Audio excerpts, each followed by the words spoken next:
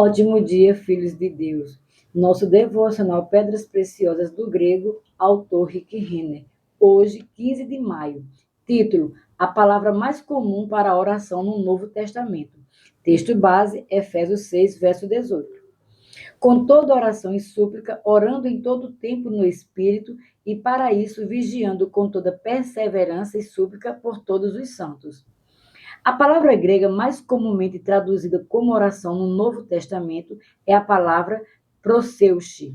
Essa palavra específica e suas diversas formas são usadas aproximadamente 127 vezes no Novo Testamento. Ela é a palavra usada por Paulo em Efésios 6,18, quando diz: com toda oração e súplica, orando. A palavra oração contida nesse versículo é uma tradução da palavra proseuche. Hoje, eu gostaria de lhe falar sobre essa palavra e o que ela significa para você e para mim. A palavra proseuche é composta pelas palavras pros e euche. A palavra pros é uma preposição que significa em direção a e pode denotar uma sensação de proximidade. Por exemplo, um estudioso diz que a palavra pros é usada para retratar o relacionamento íntimo que existe entre os membros da divindade. João 1, verso 1 diz: no princípio era o Verbo, e o Verbo estava com Deus. A palavra com provém da palavra pros. Ao usar essa palavra para descrever o relacionamento entre o Pai e o Filho, o Espírito Santo está nos dizendo que eles têm um relacionamento íntimo. Certo comentador traduziu o versículo assim: no princípio era o Verbo, e o Verbo estava face a face com Deus. A palavra pros é usada em Efésios 6,12 para retratar nosso contato íntimo com espíritos demoníacos invisíveis que foram posicionados contra nós. Quase em todo lugar em que é usado no Novo Testamento, a palavra pros tem o significado de contato próximo, direto e íntimo com outra pessoa. A segunda parte da palavra proseuche provém da palavra euche. Ela é uma antiga palavra grega que descreve um desejo, anseio, oração ou voto.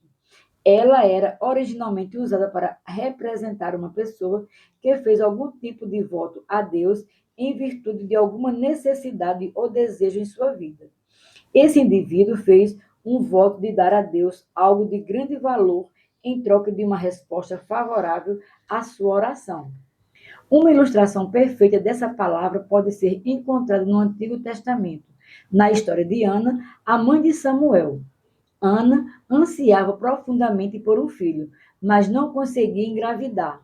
Movida por grande desespero e angústia, ela orou e fez um voto solene ao Senhor em 1 Samuel, capítulo 1, verso 11, lemos.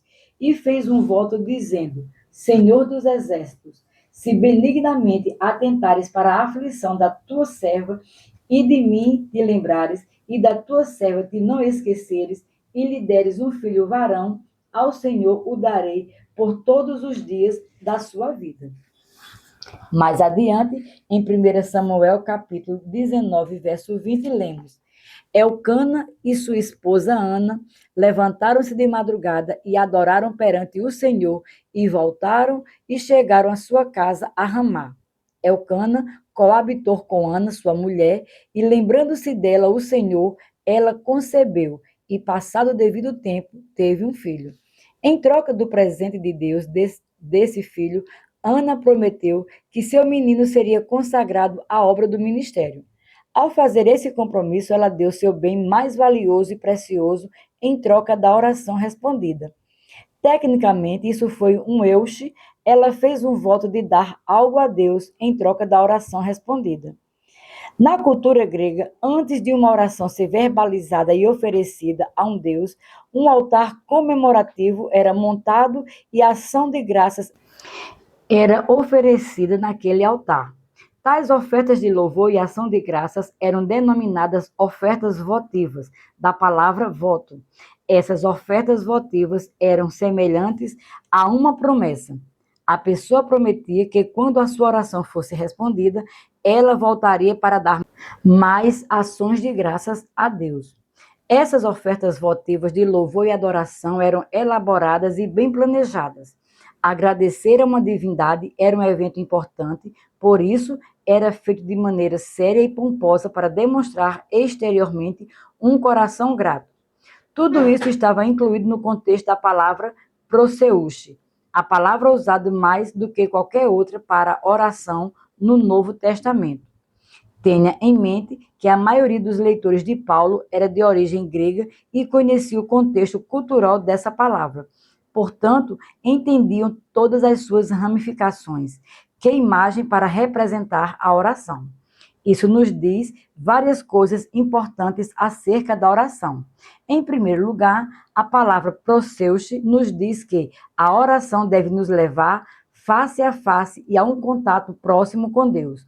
A oração é mais que um ato mecânico ou uma fórmula a ser seguida. Ela é um vínculo para nos levar a um lugar no qual possamos desfrutar de um relacionamento próximo e íntimo com Deus. A ideia de sacrifício também está associada a essa palavra que significa oração.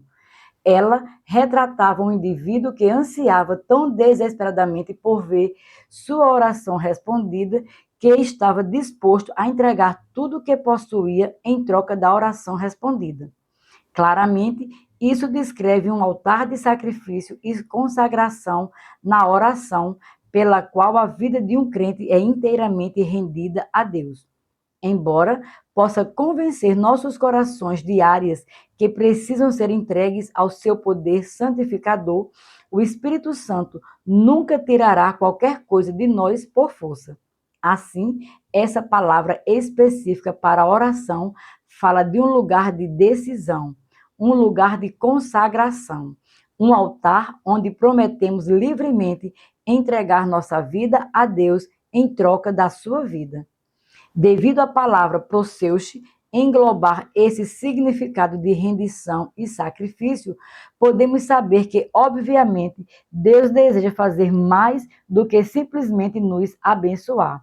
Ele quer nos transformar.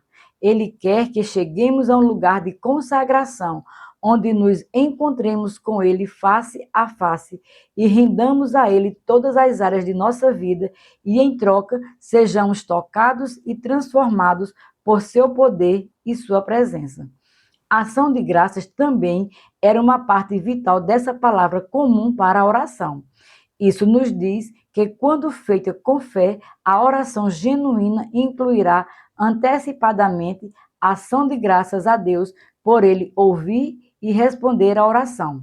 Assim, quando nos chegamos ao Senhor em oração, é imperativo nunca deixarmos de agradecer a Ele por responder às nossas orações e pedidos, antes mesmo de vermos as respostas manifestadas.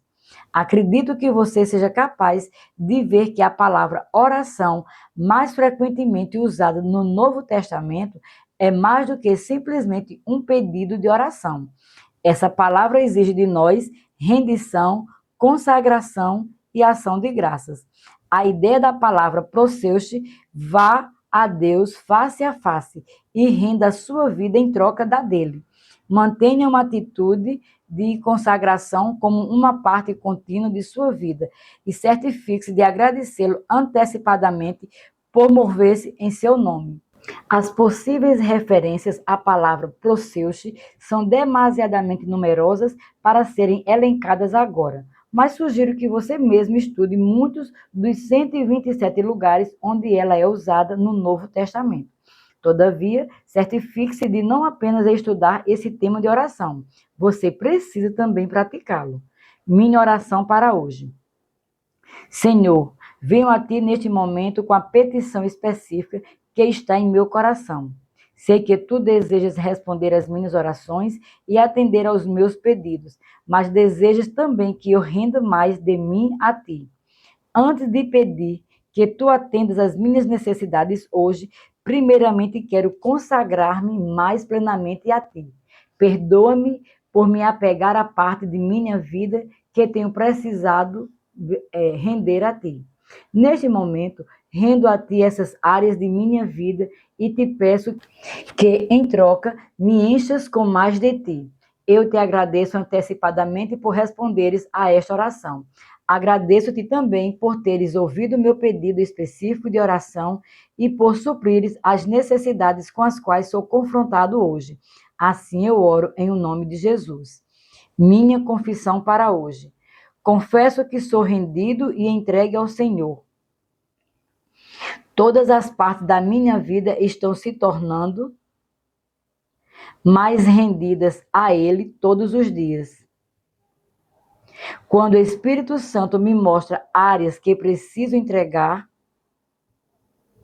a Ele, eu o faço rapidamente e sem demora.